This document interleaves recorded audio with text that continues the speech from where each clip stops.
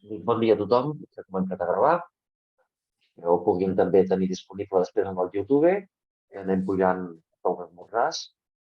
I benvinguts una altra vegada a aquestes trobades de COCENFE Catalunya, que organitzem les entitats i que volem tractar temes que puguin ser de l'interès de les entitats, amb un enfocament sobretot pràctic, molt més que no pas teòric, que ens serveixi per poder anar tirant endavant l'activitat quotidiana de les nostres entitats. I el tema que havíem recollit, que havíem proposat per avui és aquest tema de recollida i protecció de dades personals a les entitats. És tot un món, el tema de la protecció de dades, és un tema una miqueta liós, és un tema molt seguit, després ja en parlarem, però bueno, és un tema que sobretot les entitats més grans normalment ho solucionen a través d'una consultoria, d'una assessoria, que ho puguin donar suport legal a aquest tema. S'ha disculpat la Berta, s'ha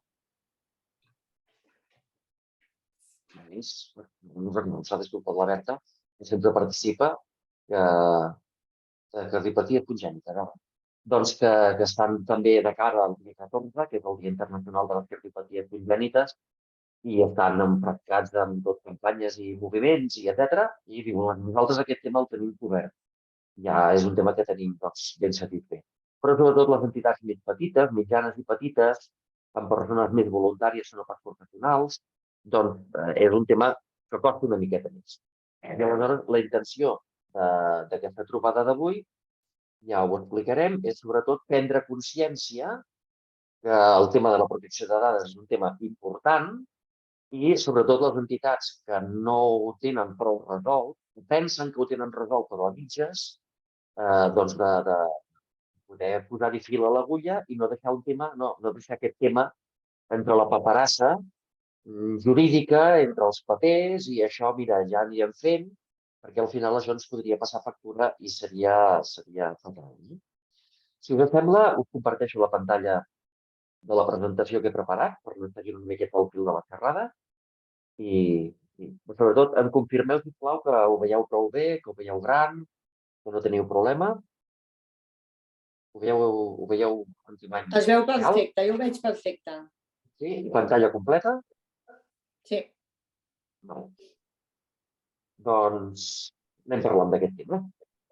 Recollida de protecció de dades personals a les entitats. Ara.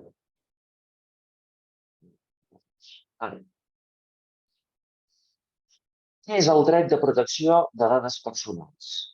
Sempre. Comencem per una definició i la definició ens donarà les pistes de per on hem d'anar caminant. És un dret fonamental. No és un dret adjectiu, no és un dret secundari, és un dret primari. D'acord? De tota persona física que la faculta per disposar i controlar les seves dades de caràcter personal, és un dret de les persones, que poden decidir quines dades personals poden proporcionar tercers i així com conèixer qui té aquestes dades i per a què. I aleshores, de manera conseqüent, es poden oposar, poden limitar aquesta possessió, aquest tractament, poden fer tota una colla de drets que comporta aquest dret fonamental, que els veurem després. I aleshores, el que nosaltres ens ha de situar és el marc legal que regula i protegeix el dret de les persones. Doncs en allò que és el Reglament General de Protecció de Dades, que és un reglament de la Unió Europea, RGPD. Això és de la Unió Europea. I això que està decidit per tots els països de la Unió es concreta en cada estat membre amb la seva legislació particular. I aleshores, Espanya és la Llei Orgànica de Protecció de Dades, LOPD, però que des de l'any 2018 s'ha redefinit i s'ha ampliat. I és LOPD-GDD. És Llei Orgànica de Protecció de Dades i Garantia dels Drets Digitals. Adapta el reglament europeu al marc legal espanyol.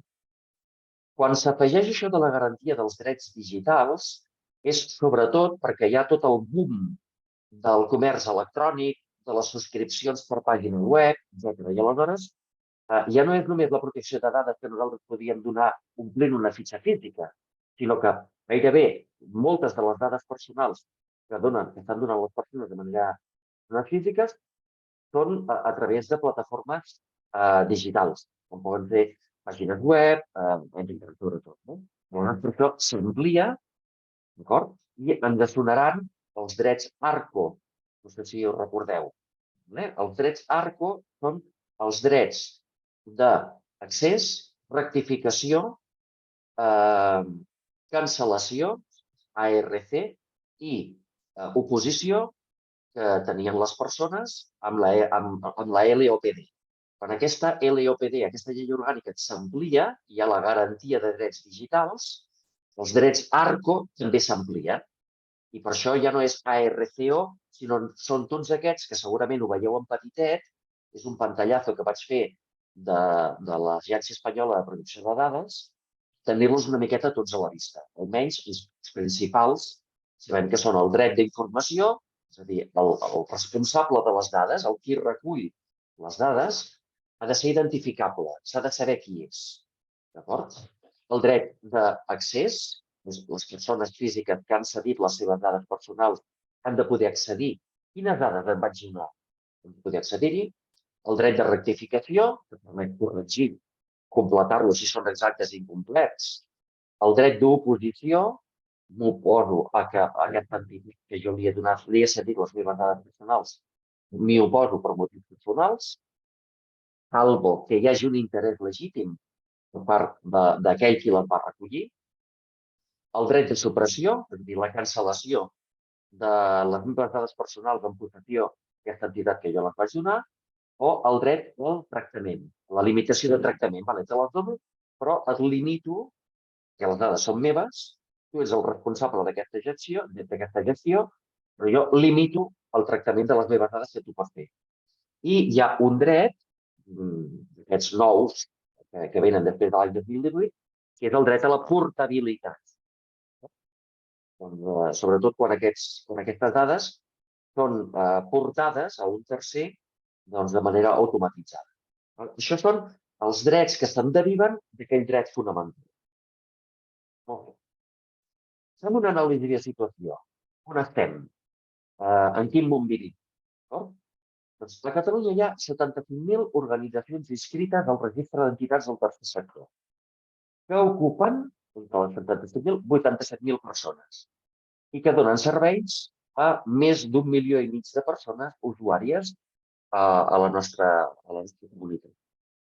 Moltes d'aquestes entitats, la majoria, disposen de recursos limitats, perquè d'aquestes 75.000 organitzacions, la gran majoria són entitats petites o mitjanes i col·laboren moltes persones voluntàries.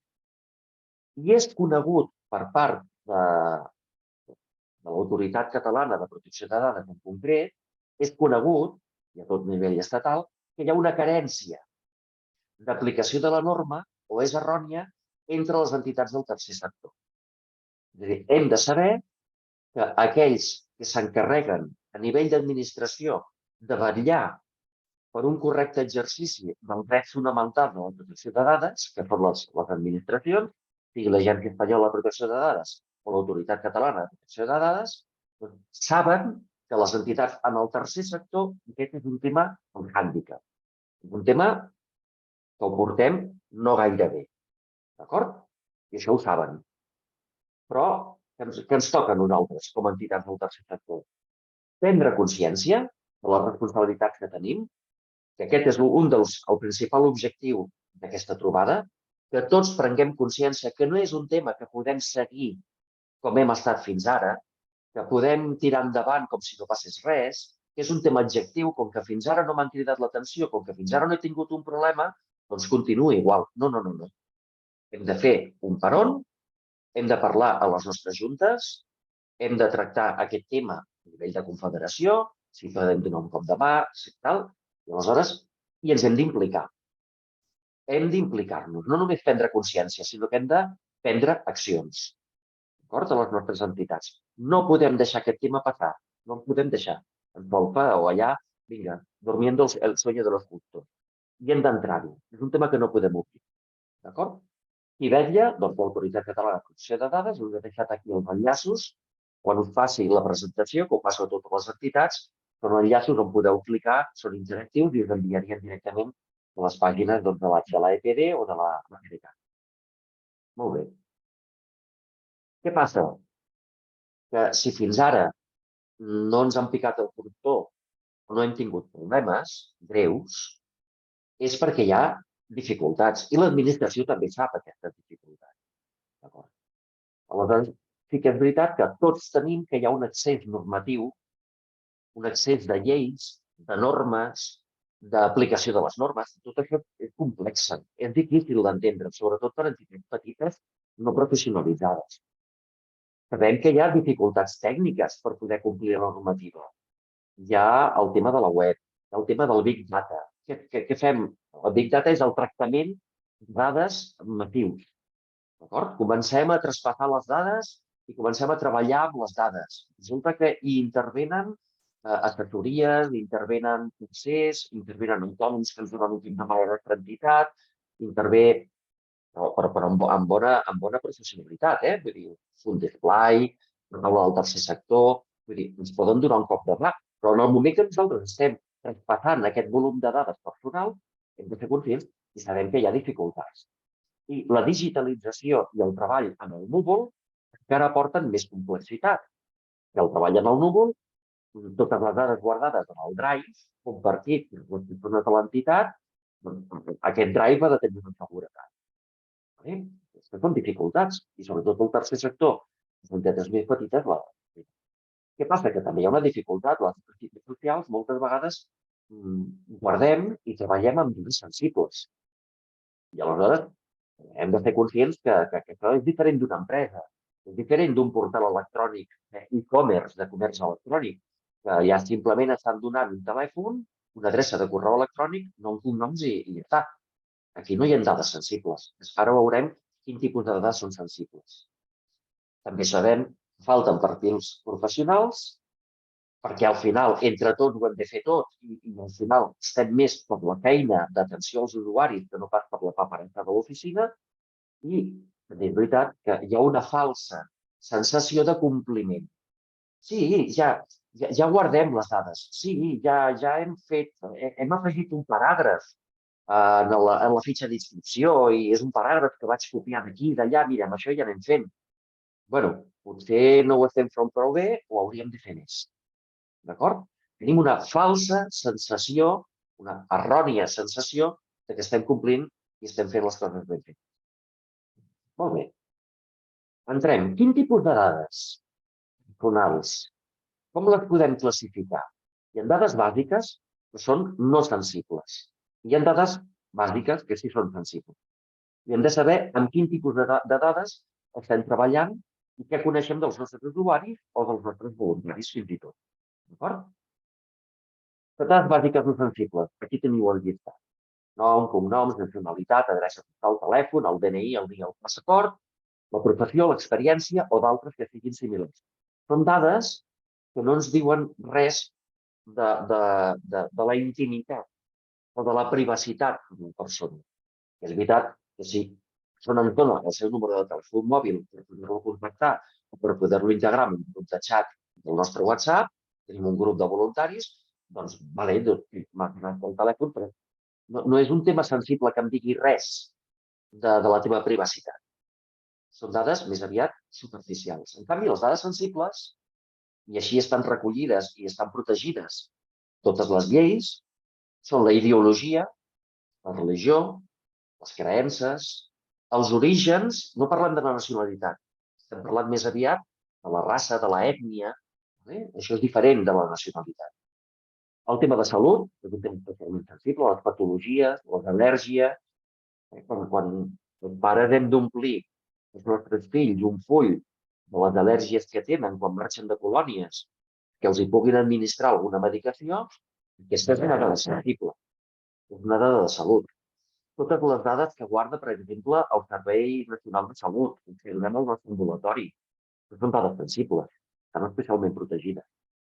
Les que puguin determinar el nivell socioeconòmic d'una persona són totes aquelles dades que pugui avaluar determinats aspectes de la persona. És a dir, que es pugui extreure un informe mèdic. Doncs aquestes dades es consideren sensibles. I es van incorporar, quan es va ampliar la llei l'any 2018, amb la garantia de drets digitals, també s'han incorporat les dades genètiques, l'ADN, i les dades biomètriques. Això que se'ns identifica la cara. D'acord? Sí? Això que moltes vegades els mòbils ara ho incorporen, no? Identificació per el rostro. Poses la teva cara i et reconeix i aleshores pots obrir el mòbil. Doncs el tema de les dades biomètriques també són dades sensibles. D'acord? Ho hem de tenir present. Vale. Una vegada sabem en quin tipus de dades i en quina categoria ens estem movent, hi ha uns principis teòrics de la protecció de dades. Vull anar ràpid en la part teòrica, perquè després la podeu mirar. La podeu llegir amb més atenció, podeu llegir articles, podeu trobar més informació arreu. I m'agradaria arribar a la part més. Però els principis els hem de tenir clars. També perquè a les nostres entitats, a l'hora de recollir les dades, aquests principis ens poden ajudar a l'hora de configurar un formulari. Sigui un formulari per la web i un formulari físic en paper. El principi de la minimització. Les dades que s'han de recollir han de ser les mínimes i necessàries per complir la finalitat que les recollim. No es poden recollir per una altra finalitat que no sigui la seva obtenció. Si jo demano a un pare per una activitat, unes colònies de la meva filla, doncs li demano em demanen les al·lèrgies, em demanen quin tipus de medicació s'ha de prendre o si té algun tipus de patologia, doncs no em pots demanar la meva raça. Què? Perquè això és irrellevant. L'objectiu pel qual m'estàs demanant les dades mèdiques de la meva filla. No m'has de demanar més dades de les que necessites per complir la teva finalitat. Jo et dono les meves dades per això, amb aquesta finalitat. No m'has de demanar més d'aquelles que serveixin per complir-les. L'exactitud. D'acord? No se'ns podrà imputar legalment a les entitats el que les dades que ens han proporcionat els usuaris, que ens les han cedit, siguin inexactes o incorrectes. Jo no tinc la culpa que m'hagin donat malament una dada.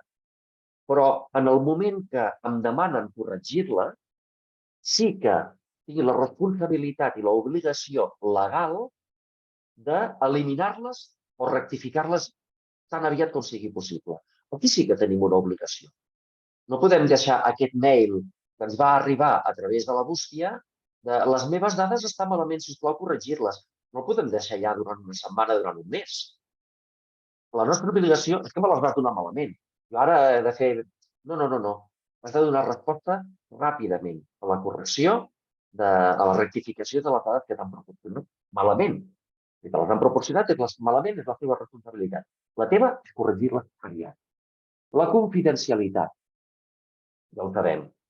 Quan treballem amb dades, sobretot si són sensibles, el deure de confidencialitat de tots aquells que veuran aquelles dades se suma fins i tot al deure de secret professional. És una persona que per secret professional no pot parlar dels seus pacients, podríem dir en el cas d'un psiquiatre, tampoc no pot parlar de les dades que m'han proporcionat aquell pacient, especialment si són sensibles. És una confidencialitat que ve sobreafegida a secret professional. La transparència serà important perquè els formularis que nosaltres omplim, que omplen els usuaris, disculpeu, nosaltres hem de deixar molt clarament a la vista el tema de la transparència. Ha d'estar molt a la vista. En el tema de la protecció de dades es diu el camp visual, el campo visual que veu físicament l'usuari quan està omplint i ens està cedint les seves dades personals. La transparència ha de ser molt clara, ha d'estar molt a la vista, en el camp visual. Sempre s'ha d'informar de qui s'ha recollit les dades, ha de ser identificable, quin ús en farà i amb quina finalitat. Això ha d'estar sempre visible en el consentiment informat que designa la persona que està cedint les seves dades. I finalment, la limitació en la conservació. Les dades no les podem guardar indefinidament, si no és perquè indefinidament haurem de necessitar aquestes dades. Si és per una actuació concreta, doncs quan acaba aquesta acció concreta, quan acaba aquest projecte, quan acaba aquest taller, quan acaben aquestes colònies, les dades s'han d'eliminar. D'acord? Molt bé. I hem de tenir un protocol d'eliminació de dades. Deures... És que jo recullo les dades, però després les tinc guardades durant... No sé, allà tenim els fitxers de l'any 2004. Perdona, has de tenir un protocol d'eliminació de dades a la teva entitat. I aquí és on podem estar, allò que us deia abans, amb la falsa sensació que estem complint amb la normativa. D'acord? En qualsevol moment, sisplau, si teniu una pregunta o un dubte, que jo m'enrotllo com una persiana, m'interrompiu, no ho dubteu. D'acord? Molt bé. El xat, potser, si ho poseu pel xat, potser no ho acabo de veure, perquè tinc les pantalles una miqueta així, i podeu interrompre, traieu el mute i parleu directament. Molt bé, quina legitimació, quina excusa tenim per poder recollir les dades? Què ens avala? Doncs el consentiment previ. Si una persona ens les ha donat amb el seu consentiment i em diu dono el consentiment per al tractament de dades, doncs ja està. Aquí ja tinc l'excusa per la qual estic recollint i guardant i tractant les seves dades. En el cas dels menors dels 14 anys, sí que ho han de fer els seus tutors legals, aquell que els representa. Quin altre tipus d'excusa, quin altre tipus de legitimació pot tenir per recollir les dades? Un contracte. Precisament perquè tenim un contracte, sigui comercial o no, doncs jo adquireixo unes obligacions i uns deures vers tu, he de saber qui ets, com et dius i les teves dades personals, que això les dic, que hem firmat un contracte. Per complir una obligació legal, que ens ho exigeix una norma. Si ens ho exigeix una norma, doncs no poden atendre en activitats amb menors d'edat persones que no hagin aportat el seu informe d'absència de delictes sexuals, per exemple.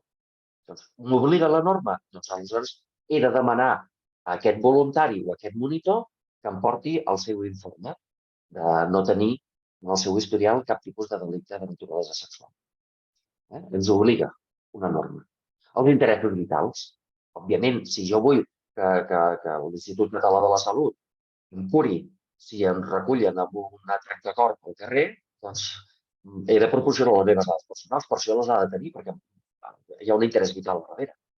I després que també hi hagi un interès públic en el coneixement d'aquestes dades. Ja ho he posat aquí, però és com una mena de parèntesi. Sí que podria haver-hi l'excusa de l'interès legítim del responsable de les dades. Però això ha d'estar molt, molt justificat. És a dir, que jo tingui les teves dades sense el teu consentiment ha de ser perquè jo he de tenir un interès legítim. És més complexa. I aleshores, per no ficar-nos en líos, simplement interès públic. Deixem l'interès legítim de les entitats. Molt bé.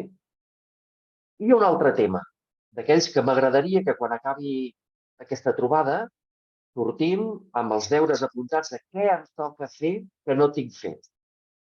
És el tema de la figura del delegat de protecció de dades.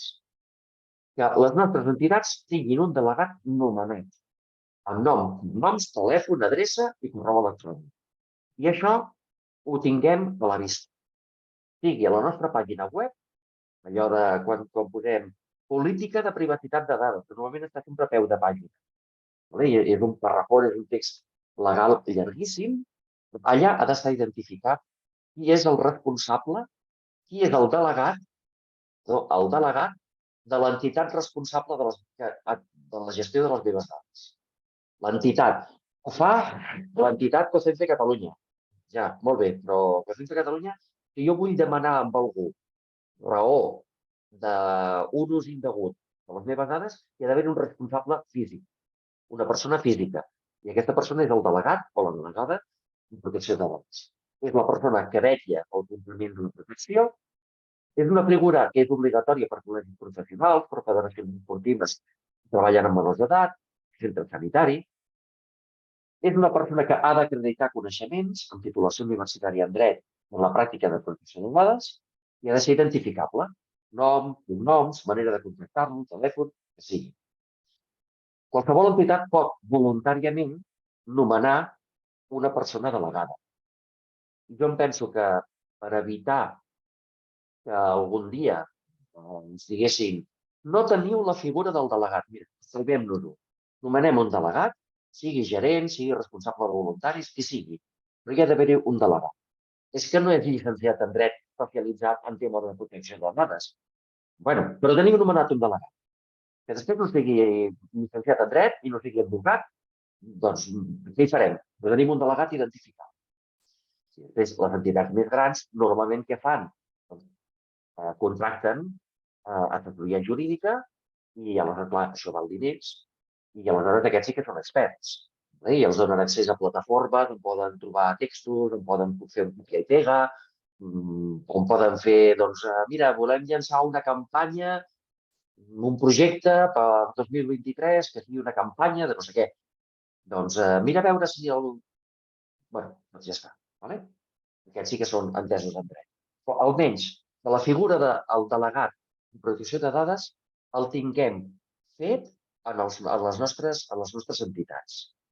D'acord? Jo em penso que és un dels deures que hauríem de complir. Mira, jo em donaria satisfet si aquest tema estigués cobert. Molt bé. Comencem a entrar en matèria. La política de protecció de dades. Això és un text. La política de protecció de dades no és la política abstracta. No. És un text molt concret que ha d'acompanyar qualsevol document que utilitzem, recollir les dades personals d'un voluntari, d'un usuari, d'una entitat col·laboradora, el que sigui. I aquest text, que es diu Política de Protecció de Dades, ha de ser firmat per les persones que deixen les seves dades.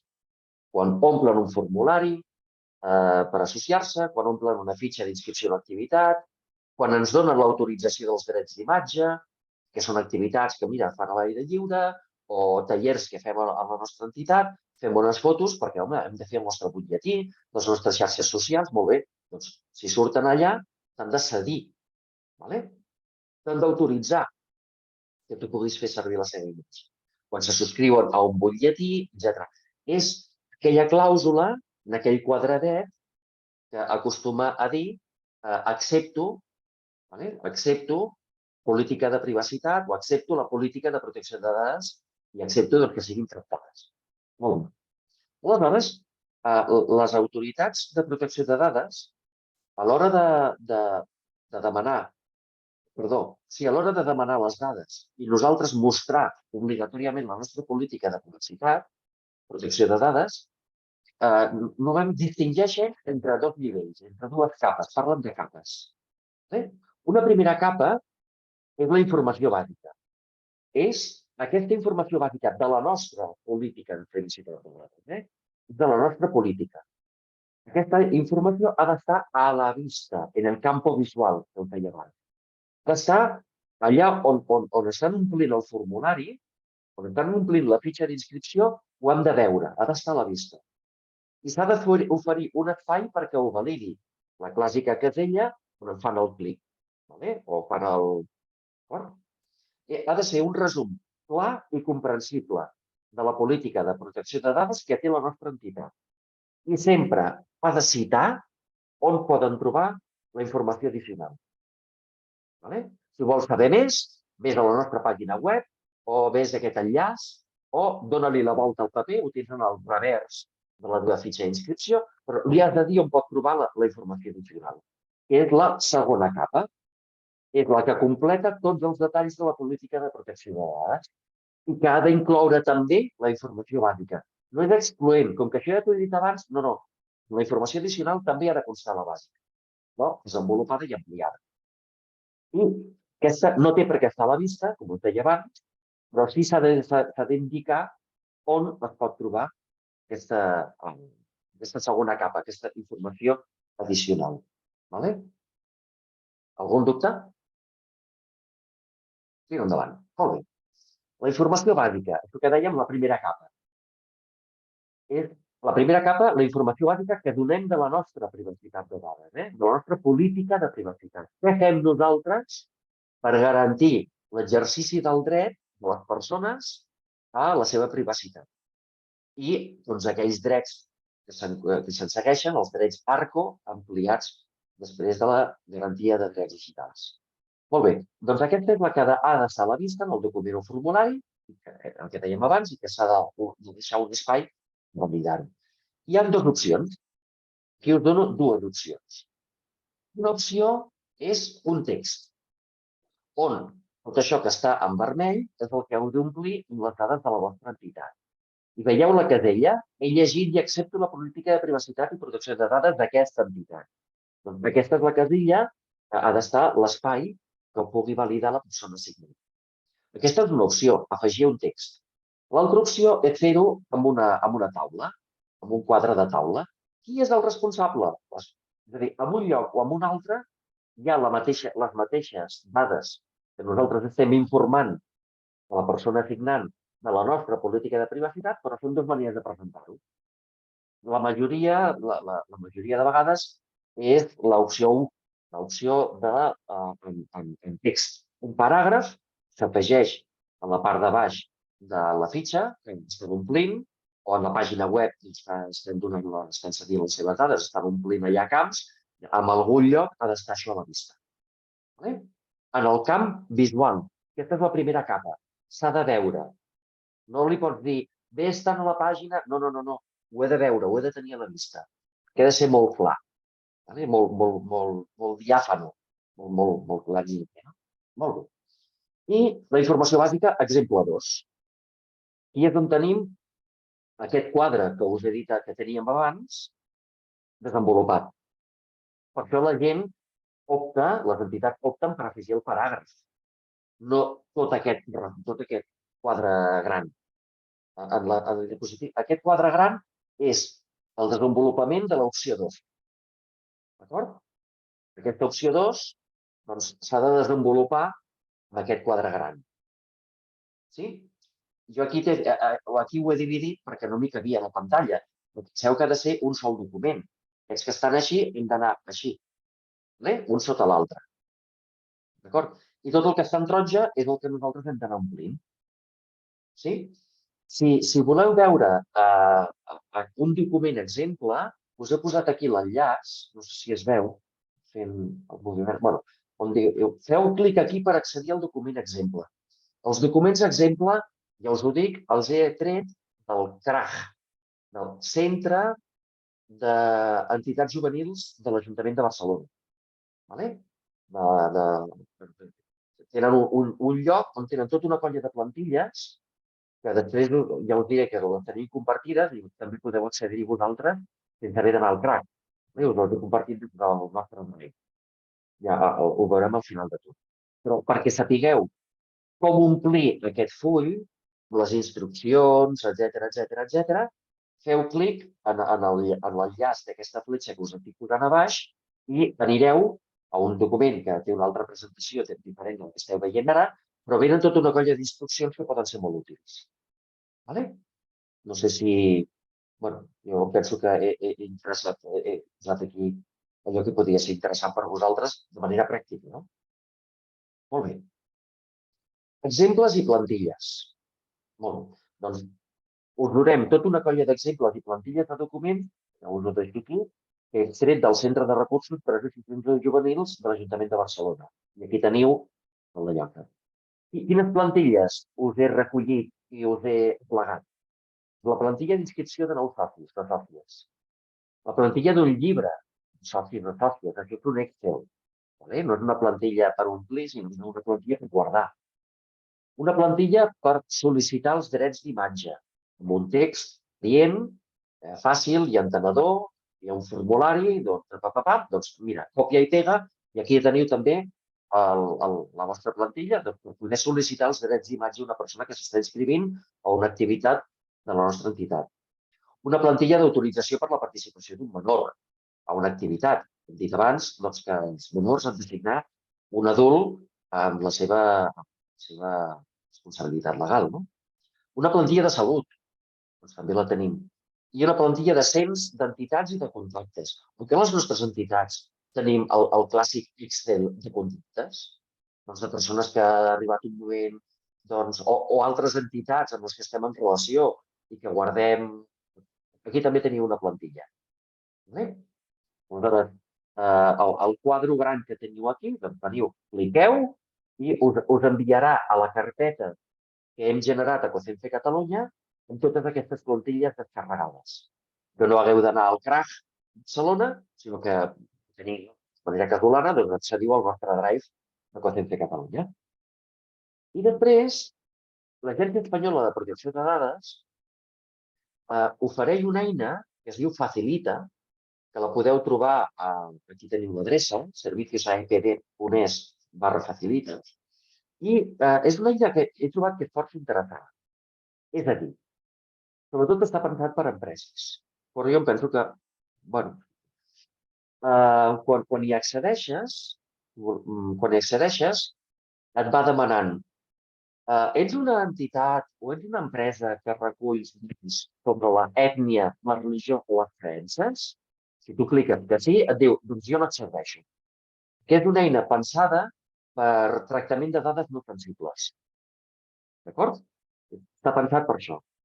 El producte final ens fan passar un qüestionari i aportant dades de l'entitat que no guardaran, no les guarda, la EPD, per fer servir aquesta eina, no guarda les nostres dades d'entitat, sinó que al moment d'acabar l'ajuda que ens estan donant, s'eliminen aquestes dades nostres d'entitat.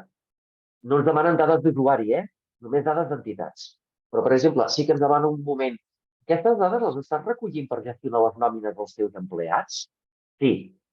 Ho fas a través d'una gestoria? Sí. Digue'm les dades de la gestoria. I et fa posar... Que després no se les queden, Ja dic, això s'elimina. Simplement el producte final que ens donen, el producte final que ens donen és un document descarregable amb tots els textos que nosaltres podem fer servir ja debidamente complementados amb les nostres dades d'entitat, amb les dades de la nostra gestoria, amb les dades de... Enteneu què vull dir? És a dir, ens deixa anar omplint tota una colla de camps. Si en algun moment l'eina detecta que no està preparada per facilitar-nos els formularis perquè treballem amb dades no sensibles, doncs ens diu, no puedo seguir, no te sirvo. No em pots fer servir. Però si som una entitat que treballa amb dades no sensibles i anem dient tot, tal, al final ens deixa descarregar tot aquest Word amb tots els paràgrafs que ja estan redactats. La vaig fer servir, fer la prova amb les dades de Cocenfe Catalunya i la veritat és que si he de posar el paràgraf de... no sé, paràgrafs ja redactats, és que no sé com explicar-ho, no? Doncs els formularis per l'exercici dels drets. Doncs si una persona em diu, vull exercir el dret de supressió, al final aquí t'ha donat ja la fitxa, la redacció, les teves dades d'entitat, etcètera, que tu has de donar per respondre a aquesta persona que està demanant la supressió de les dades personals. Bueno, jo vaig trobar que era interessant. Sí, Javier. Es que estaba intentando levantar la mano, pero no lo te encontraba, no sé. Yo tengo una duda y como antes habías dicho que fuéramos haciendo preguntas, era de que decimos que para entidad, para usado, para de empresa, está. A veces no tengo claro con el tema de los derechos, porque todos los que estamos aquí somos una entidad, pero al final, si tenemos trabajadores, somos como una empresa. También la usabilidad te reconoce como una de empresa, más cuando nosotros también, pues ya estamos, y ya tenemos que contratar a personal para trabajar con la entidad, ¿no? En este caso, cuando te piden en un sitio como si eres empresa o eres de entidad, a veces yo ahí tenemos dudas de cómo tenemos que ir poniendo, porque realmente somos una entidad, asociación o algo, pero funcionas con una empresa ya, aparte del CIS, con lo que tiene el IRPF y todo lo que tienes que pagar. En este caso, con los datos y todo, no sé cómo cómo tenemos que ponernos, porque realmente también es nuevo para nosotros hasta ahora y con este caso a veces y para declarar, ¿no? Porque, por ejemplo, ya digo, cuando hemos ido con nuestro gestor, que antes como una empresa, como una entidad, ya hemos pasado a ser con una empresa. Tienes de esta parte que con los derechos y un poco general no sabes a dónde cogerte, si como una empresa, una entidad, todos voluntarios, o ya como una empresa, como ya te empieza a hacer el cambio la propia Generalitat porque tienes un trabajador o tengas 20. No sé si te explico bien, con los temas de la imagen, de lo que firma, de lo que no firma, si los voluntarios firman uno, si es trabajador y firma otro. No sé, a veces no lo tengo muy claro. No sé si me explico bien o no.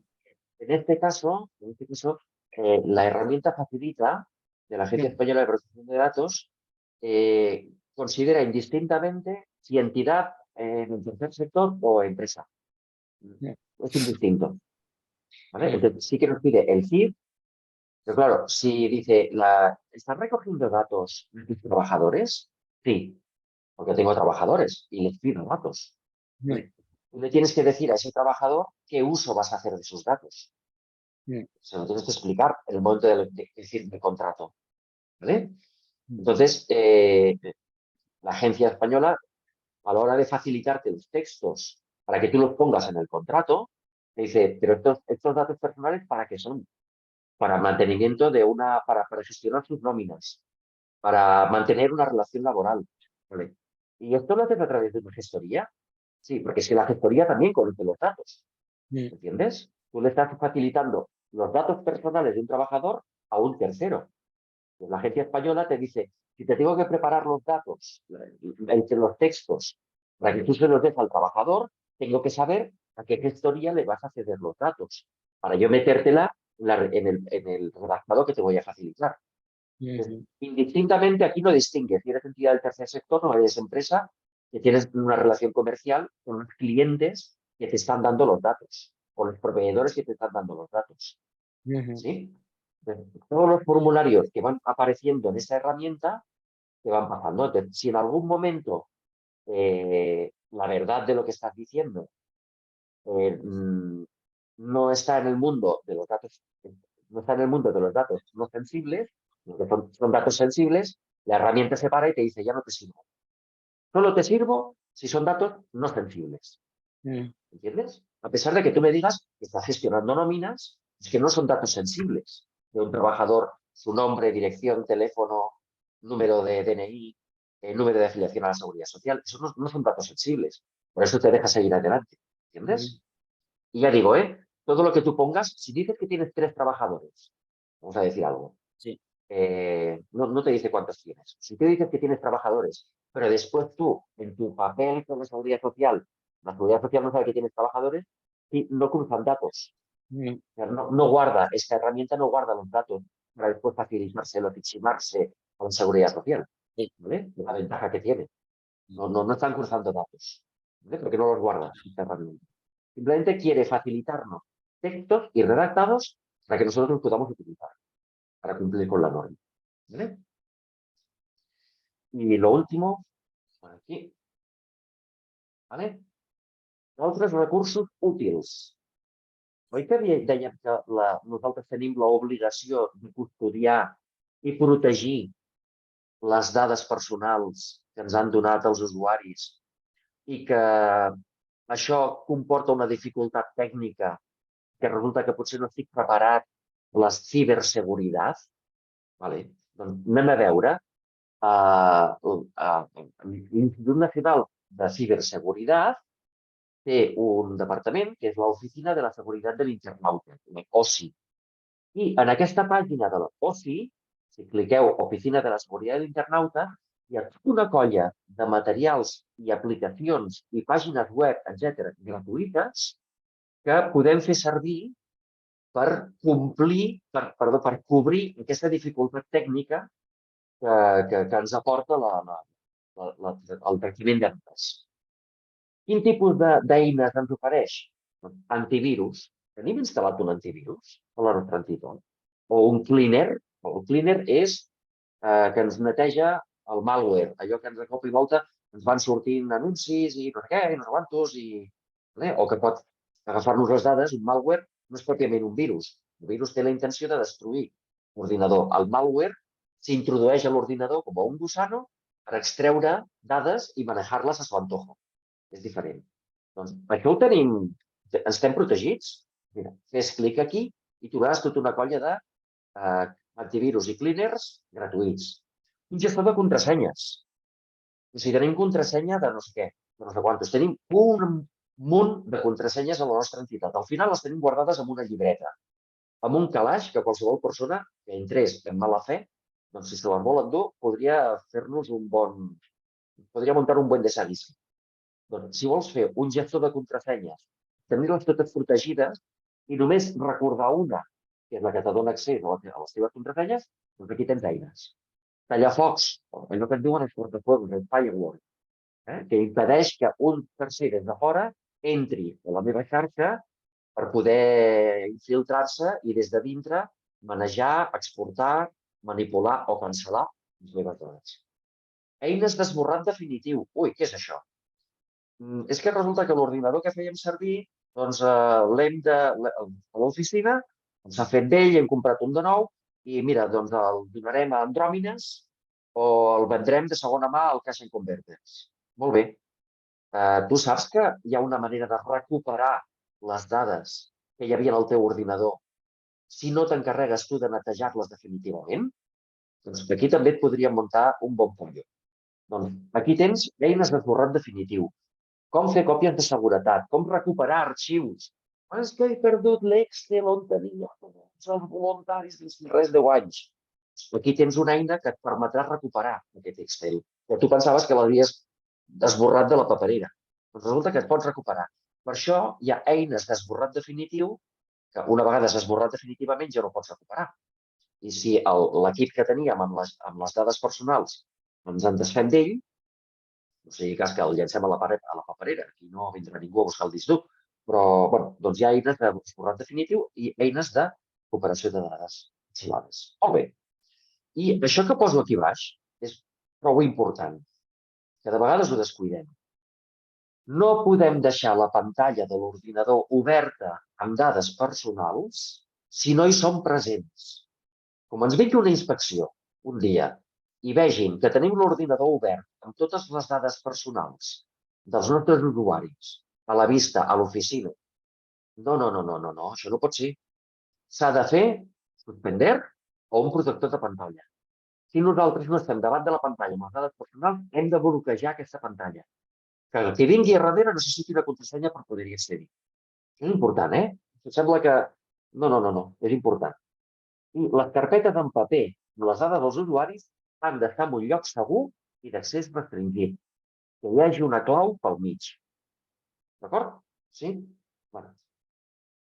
I recordeu que nosaltres estem aquí per ajudar. D'acord? Gràcies per participar. Jo ja he acabat i em penso que estic en temps. Si voleu, doncs alguna pregunta, algun comentari.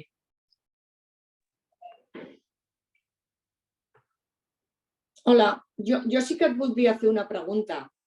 Sisplau. Mira, a veure, sobre la protecció de dades, els usuaris que a veure, nosaltres publiquem i llavors firmen el consentiment per les fotos, les persones que havien firmat aquest any passat, va amb el mateix consentiment o s'ha de fer de nou ara al començar l'altre any, el 23? Jo em penso que si les dades que vas recollir l'any passat eren per un projecte que acabava l'any passat, doncs les has de tornar a demanar. Ara, si és per un projecte que té continuïtat en el temps... Les fotos que fem a l'associació, fotos que pengem i... Vull dir que no posa any ni posa res. La sessió del dret d'imatge, no? Sí. La sessió del dret d'imatge.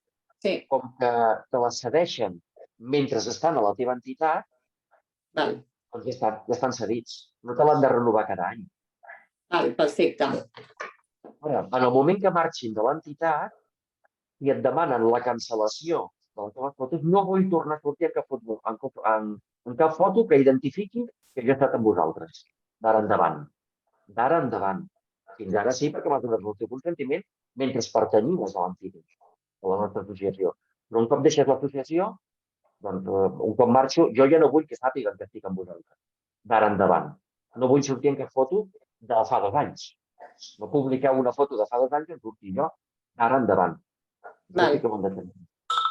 Val. Què més?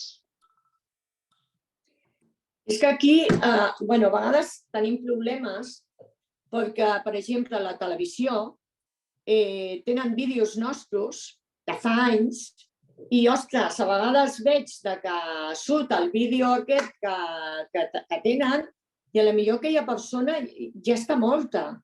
I llavors això, clar, fa molta ràbia, no? I llavors què li s'han de dir a la tele? Escolta, ja ho hem dit, fes un vídeo nou, però aquest elimineu-lo d'una vegada. Però no ens fan cas a vegades, per això també. Roser, amb això sí que es poden buscar un problema. Ja. Poden buscar un problema. Que si vosaltres com a entitat sol·liciteu que no puguin fer servir més aquestes imatges que vosaltres els heu cedit d'obrir una informació, ells tenen l'obligació de cancel·lar aquestes imatges i fer-ne abans. Jo no soc expert, Això sí que potser ho hauria de consultar, que jo no... A veure, jo estic a Confiança Catalunya i també de comunicació.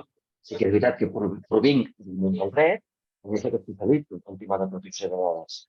Però això, per exemple, si per vosaltres creieu que és un problema, doncs, des de Confiança Catalunya us ajudem, parlem amb el nostre servei d'assessoria legal i diem, escolteu, aquest tema concret, d'aquesta entitat concreta, d'aquesta cadena de televisió concreta. Com queda el tema? Fem una consulta, la fem nosaltres, en nom vostre, i endavant. Vull dir que no... Si teniu aquest problema, a vosaltres us resulta farragós o us depassa, no dubti, si us vol, Roser, posa'ns un correu electrònic a mi, a coordinació, i... Val. És que, a més, això ens ho fan a diverses cadenes de televisió. Vull dir, no és només la TV3, és qualsevol, a les notícies Telecinco, Antena 3, vull dir que... I clar, quan a vegades ho veiem, diem, però si aquesta persona, pobra, aquesta persona ja no està aquí, vull dir que... Llavors, doncs clar, ja li s'han comentat, però bueno, més que res per saber-ho, no? Perquè estem bastant a sobre d'això. Sí que es pot fer alguna cosa, sens dubte es pot fer alguna cosa, perquè el familiar d'aquella persona que ha processat, que veuen una altra vegada a la tele, home, una altra vegada, no, hi ha coses, la sensibilitat. Ara les televisions, el que sí fan és, sempre que fan imatges d'aquestes, a ells els encanta que surtin noms, cognoms, rostres i casos concrets. Els encanta. Això és el que volen sempre. Però si els dius, no, us deixo el testimoni d'aquesta persona, però que sigui d'esquena, que no se li vegi bé la cara, que sigui de lluny... Ells tenen una colla de recursos, ho dic perquè jo m'hi he trobat i he atès l'entitat on estava abans, que tenia jo els mitjans de comunicació. I sempre em demanaven això. No, volem un usuari, volem un nom concret, volem el seu rostre, no? Que surti Pepita Jiménez. Enferma de no sé què. No. Pepita Jiménez està disposada a que vist el seu nom, facis una anonimització, que ara us parlaré de què significa, i no vol sortir el seu rostre. Doncs ells ja tenen recursos per fer-ho. Les càmeres ja saben fer-ho. Agafen amb moviments borrosos, agafen d'esquena... Sí, a vegades han vingut a l'associació i hi ha hagut alguna persona que ha dit no vull sortir. Perdoneu, si el telèfon no para. No vull sortir a la televisió i llavors aquella persona no surt, o surt d'esquena i ja està. Perdoneu, No, tranquil·la, Roser. Als altres hi ha un tema que no. L'estona que ens donava clar, no? Però hi ha un tema i un recurs que fan servir moltes associacions i entitats, que és la anonimizació, pseudoanonimizació de datos. La anonimització o pseudoanonimització de dades. És a dir, que estem treballant amb un llistat llarg de persones, el que podem fer és, cada persona li canviem el nom i li posem un nom fictici. Això és una pseudoanonimització. O bé no poso el nom i cognom de les persones. Directament ho trec. Poso només el número del DNI traient 2 xifres del mig, per exemple, o 3 xifres del mig. Vale? Aleshores, això és una anonimització, és a dir, que ningú que trobés aquell Excel pogués identificar una dada d'aquell Excel amb una persona concreta física. Val. Hi ha el tema de l'anonimització o pseudoanonimització de dades. O bé m'invento els noms, només poso el nom i, jo què sé, una altra manera, que mai aquella informació en mans de ningú, sobretot si són dades sensibles, pogués fer-ne un ús inadequat. Sí? En pacients, quan parlem de temes de salut, és un tema delicat. Temes econòmics, saber, doncs, estem atenent una família immigrant sense papers o amb papers, vale, però que estan cobrant en B, estan cobrant en negre molt més del que no estan declarant, però jo ho sé, que he de saber com m'he d'ajudar. Aleshores, a mi m'ho han dit amb confidencialitat. Doncs això és tremendament sensible, això no pot caure en mans de ningú, molt menys de l'autoritat econòmica, no? Ens podríem buscar un problema, pobra gent. Doncs mireu-vos el tema de l'anonimització o pseudonimimització. I després hi ha un altre punt, i és una disposició, una recomanació de l'Agència Espanyola de Protecció de Dades a l'hora de citar públicament un número de compte bancari, un número de DNI de passaport, un número de la Seguretat Social o un número d'afiliació de la Seguretat Social. Sí? Aleshores, no us ho he posat aquí perquè és un tema farragós i complex, però si a algú li interessés, us dic on trobar-ho. És a dir, es va decidir per sorteig, i a Espanya es diu per sorteo, quins números... Saps allò que quan surt el teu número de compte surten una colla d'asteriscs i només surten 4 números? Que són els 4 finals, per exemple. Doncs com s'han de posar els asteriscs quan és un número de compte, un número de DNI, etc., està decidit, la majoria, l'Agència Espanyola de Protecció de Dades, quines són les xifres que han de ser visibles i quines són les posicions de fer asterisc. Si algú tingués interès, que m'ho digui i deixa el document. M'ho vaig estar llegint i vaig dedicar una bona estona per saber, això les entitats al final no estan manejando los bancarios porque no los hacen públicos. Si has de fer públic amb una pantalla, allò que quan parles amb el banc o quan parles amb el CEPE, jo què sé, saps? Surt el teu número bancari a la pantalla. Doncs el número bancari a la pantalla ha de tenir, no pot sortir sencer, ha de tenir una colla d'asteriscs. El teu DNI ha de tenir una colla d'asteriscs. Aleshores, és quan es publicita aquesta informació, quan es fa pública. Les posicions que han de ser públiques i les posicions que han de ser asteriscs estan definits. De moment és una recomanació, no és una obligació, però sí és un tema que han implementat totes les entitats bancàries, les mútues, els hospitals, gairebé tothom està fent així. Si algú tingués interès, perquè ja dic, una entitat del tercer sector, en principi, nosaltres no fem públiques les dades bancàries dels nostres beneficiaris. Això no ho fem. Les tenim, però no les fem públiques. Ni els DNIs no els fem públics. Però és una manera també de pseudo-anonimitzar els llistats que nosaltres tenim. Això no ho he posat en la presentació, però bueno, ho explico de paraula, perquè almenys us doni i tingueu coneixement. Val, gràcies. Javier, estás en mute. No se te oye. No, ya. No, he ido te escuchando. Tenía una pregunta, pero como ya se la has respondido a Sarrusé, también era el tema de que yo, por ejemplo, nosotros lo que hemos hecho es cada año, pues que firmen, ¿no? Es decir, los derechos de imagen para más seguridad, porque podemos que la fecha y todo. Me parece bien los 2 archivos cuando ahora ya podamos entrar, porque al fin y al cabo lo que yo hice fue buscar de qué forma hacemos un papel parecido que nos pueda interesar y revisaremos que la hoja que los archivos Drive que nos pasarás para está mejor que lo que tenemos. Al fin y al cabo ponemos que cedemos los derechos a las actividades de la entidad, ¿no? Un poco para asegurarnos en salud.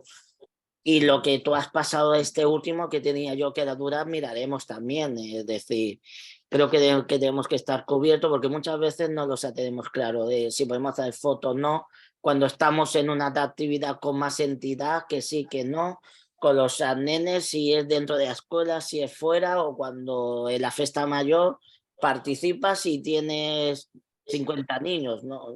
No puede estar pidiendo si sale, si no sale. Creo que todo esto se tiene que ver, pero es que el tema ni siquiera de ayuntamiento, que lo tiene claro. A veces ellos han hecho un propio certificado de esa persona, pero si ese día va otra persona, por lo que sea, o van más, ¿qué es lo que hacemos? O sea, dejamos entrar, ¿no? A veces lo que hemos hecho es hacer un simple certificado como que nosotros tenemos los derechos de todo y los accedemos con buenos fines, no para que hagan otra historia, ¿no? Al fin y al cabo, por suerte no hemos tenido problemas. Aquí, con otra entidad, sí, que hemos tenido problemas con los derechos de autor de una imagen, ¿no?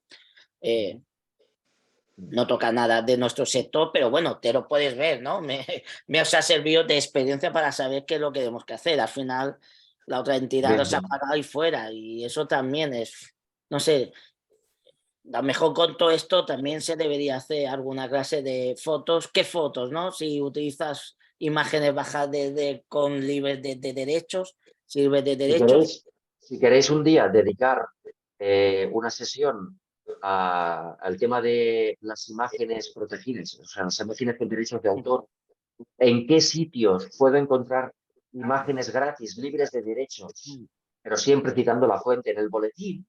Les voy enviando a las entidades con toda la mala fe, perdonad que os lo diga así, voy incluyendo a veces que pongo imatge de FreePic, Sí, imatge de Pixeler, imatge de... para despertar un poquito la curiosidad de las entidades, que digáis, venga, y esta imagen que me está diciendo de dónde viene y quién es el autor, porque lo hace Homero, porque lo están haciendo en el área de comunicación de CACEF Cataluña. Y un poquito para enseñaros, perdón, pero lo hago un poquito por ejemplaridad, para que veáis cómo se puede hacer. Lo he hecho con toda la mala fe, lo digo, ¿eh? Mala fe, pero de la buena, ¿eh? Mala fe de la buena. Mala fe de la buena. no nos líes, no nos líes. Es mala fe de la buena. O sea, lo he hecho No, con la picardía, para despertar en las entidades que recibís el boletín, el gusanillo de decir, pues resulta, y si queréis dedicar un día, un desayuno, cómo encontrar imágenes, bancos de imágenes libres de derechos y qué uso podemos hacer de ellos y cómo se cita, pues no tengo ningún problema, pero el punto y lo sacamos a colación otro día. sí, yo creo que Es, sí. En este caso, a es ver, un tema útil. yo sí que tengo bancos y todo, por lo que yo te estudié y todo, o sea, diseño y foto y esto, pero que no lo tienen claro. Y muchas veces cuando ya se ven en este merde, cuando se han metido, es cuando pasan que las cosas, ¿no? Como con esta entidad, al final se ha acabado pagando algo que son 4 fotos y nada, son 20 euros con el que hice, no es nada, pero la historia de que llegue un certificado, una denuncia o algo, Sí, sí, no sí, sé, sí, ya tenemos un problema. sí, Es un la verdad problema. es que sí, ¿no?